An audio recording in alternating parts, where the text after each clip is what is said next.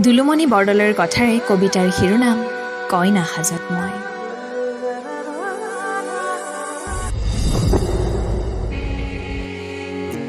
এটি বিশেষ দিন কেৱল আপোনাৰ বাবে সাজিম। আপোনাৰ বাবে সুন্দৰতাৰ পোছাক পিন্ধি প্ৰেয়সীৰ পৰা হৈ পৰিম আপোনাৰ অৰ্ধাংগিনী। সমাজৰ জ্যেষ্ঠজনৰ আশীষ বিচাৰি ৭ জনমৰ প্ৰতিশ্ৰুতিৰে হৈ পৰিম আপোনাৰ চৰণ প্ৰিয়া। উদুলি মুদুলি আজি ৰভাতলিৰ চাৰিও দিশ, সকলোৰে মুখত কেৱল ফুল চন্দন তুলসী।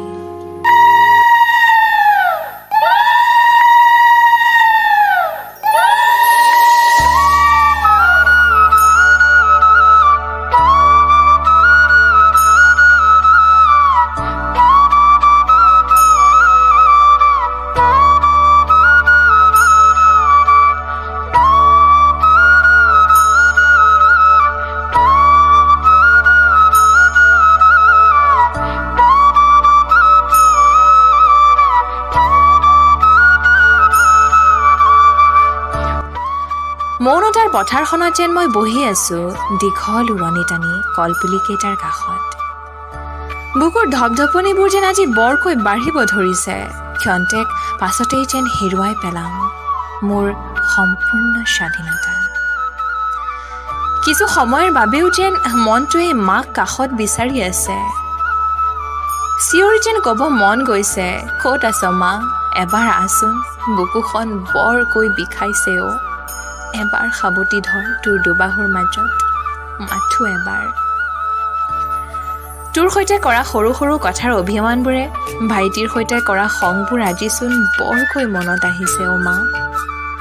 যেন পুৰণি কথাবোৰ খুন্দিয়াব খুজিছে বুকুৰ ইপাৰ আৰু সিপাৰ। ভাঙি যেন শেষ কৰি পেলাব ধৰিছে সম্পৰ্কৰ এনাজৰীডাল চিৰজীৱনৰ বাবে।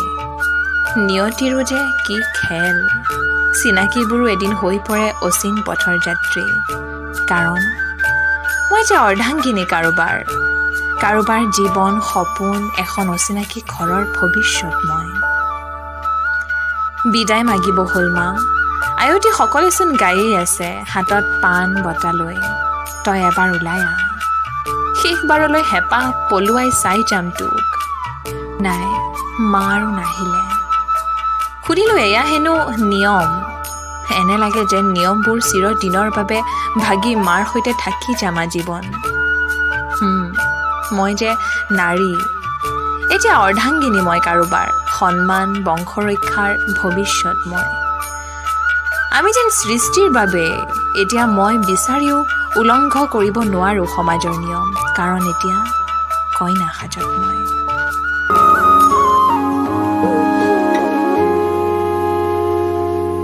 আজি মই কইনা হ'ব ওলালো তোমাৰ বাবে অজানা।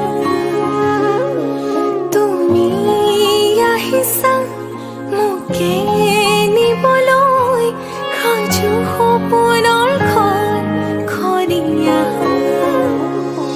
সপোনে